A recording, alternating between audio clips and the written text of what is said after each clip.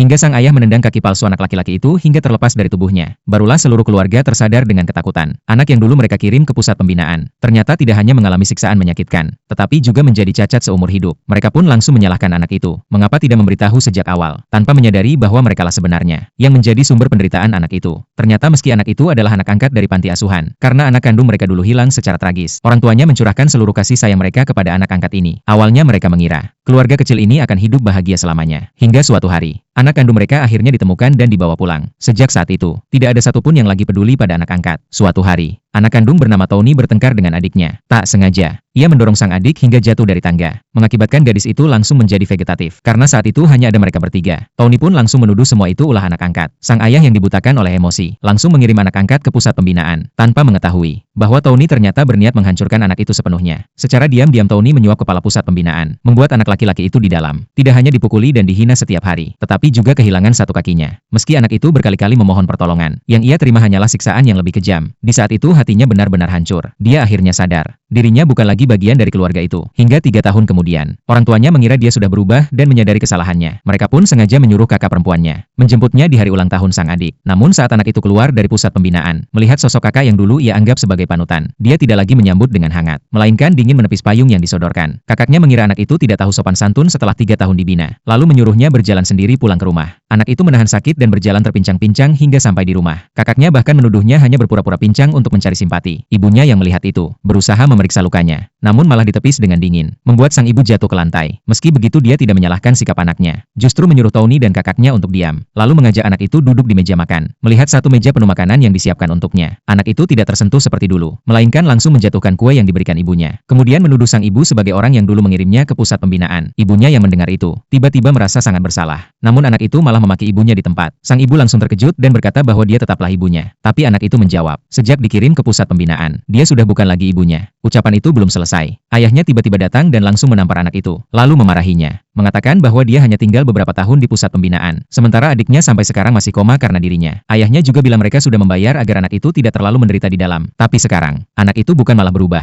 malah semakin tidak tahu diri. Karena emosi, ayahnya kembali hendak memukul. Namun kali ini ditahan oleh tunangan anak itu. Ayahnya terpaksa mundur. Namun tunangan anak itu justru berkata bahwa bantuan tadi sudah melunasi semua hubungan mereka. Anak itu pun terdiam. Lalu Tony tiba-tiba mengatakan bahwa dia sekarang bersama dengan tunangan anak itu. Anak itu tidak menyangka, padahal dia sudah menjelaskan semuanya pada tunangannya. Namun sang tunangan tidak mempercayainya, hanya menyuruhnya introspeksi diri, dan berjanji akan menunggunya kembali. Namun sekarang, anak itu sudah tidak peduli. Jadi ketika Tony sengaja memancing emosinya, dia hanya dengan tenang memberikan ucapan selamat, karena dia sudah memutuskan, setelah pesta ulang tahun adiknya selesai, dia akan memutuskan